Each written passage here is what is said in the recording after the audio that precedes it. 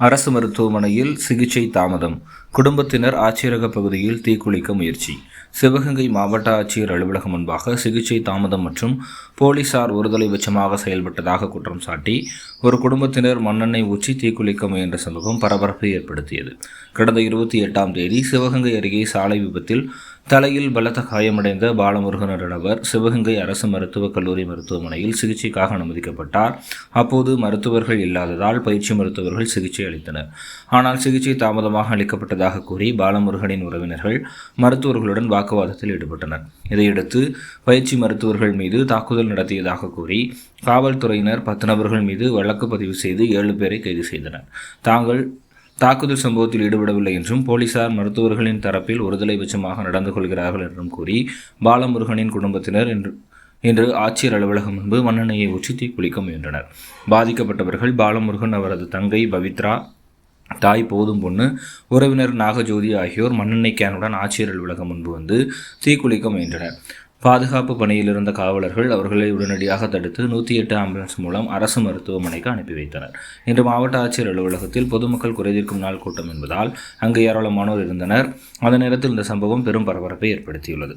சிவகங்கை அரசு மருத்துவக் கல்லூரி மருத்துவமனை குறித்து பொதுமக்களிடமிருந்து மருத்துவம் இல்லாமை குறித்த குற்றச்சாட்டு அடிக்கடி எழுந்து வருகிறது. ஹாஸ்பிட்டல்ல டாக்டரே இல்ல, ஆக்சிடென்ட் ஆன போட பையனுக்கு ட்ரீட்மெண்ட் பார்க்கல, ட்ரீட்மெண்ட் சரியான நேரத்துல நடக்காதனால அவன் கண்ணு போயிருச்சு. இப்ப கண்ணை யாராலையும் கொடுக்க முடியாது. எங்க அலுவலகம், காரு, வாகனம், வேலை எல்லாத்தையும் மொத்தமா பிடிக்கிட்டாங்க. எல்லாத்துக்கும் மேல எங்க குடும்பத்தை சேர்ந்த 10 பேரை அரெஸ்ட் பண்ணி வச்சிருக்காங்க. எதுக்குன்னே தெரியாம அரெஸ்ட் பண்ணி வச்சிருக்காங்க. டாக்டரே இல்ல, டாக்டரை தாக்கணும்னு சொல்றாங்க. அந்த இடத்துல டாக்டரே இல்ல, பயிற்சி மருத்துவர் மட்டும்தான் இருக்காங்க. ரிப்போர்ட்டை பத்தி என்னன்னு கேட்டா ரிப்போர்ட் எங்களுக்கு தெரியாது. பயிற்சி மருத்துவர் உறங்கிக்கிட்டு இருக்காங்க. உறங்கி எப்ப வாட்ஸ்அப்ல பாக்குறாரோ அப்பதான் உங்களுக்கு மருத்துவம் சொல்ல முடியும்னு சொல்லிட்டாங்க. எல்லாம் நீ சொல்றதெல்லாம் செய்யறதுக்கு நான் இல்ல, நான் கவர்மெண்ட் இல்ல, நான் வந்து டாக்டர், உனக்கு இந்த ஃபெசிலிட்டி வேணா தனியார்ல தூக்கிட்டு போ பாய் நாடி ஆல்ரெடி நாயை தேவையா முன்னேன்னு கேட்டாங்க. அதை கேட்டதுனாலதான் எங்க அண்ணே ஏன் சார் இப்படி பேசுறேன், தள்ளுமுள்ளு மட்டுமே நடந்துச்சு, வாக்குவாதம் மட்டுமே நடந்துச்சு. அதுக்கான வீடியோ எவிடன்ஸ் எங்க கிட்ட இருக்கு, எங்க கிட்ட இப்ப வரைக்கும் இருக்கு. 29ஆம் தேதி போட்ட கேஸுக்கு இத்தனை பேர் மேல எஃப்ஐஆர் போட்டுக்கல. 28ஆம் தேதி நைட்டு போட்ட கேஸ இன்ன வரைக்கும் விசாரணை கூட செய்யல. சம்பந்தப்பட்ட அரசு அதிகாரிகள் மேல நீங்க நடவடிக்கை எடுக்கணும், அரெஸ்ட் பண்ணணும். நாங்க பட்ட வேதனையா உங்க குடும்பமும் பண்ணணும். அவ்வளவுதான் என்னோட கோரிக்கை. என் பேர் பவித்ரா. எங்க அண்ணன் இல்ல சார், எங்க அண்ணனே எங்களுக்கு அப்பா, எனக்கு எங்க அப்பா கிடையாது. எங்க அண்ணனை எங்க வச்சிருக்கானே தெரியல, உயிரோட இருக்க ஆளா என்னன்னே தெரியல.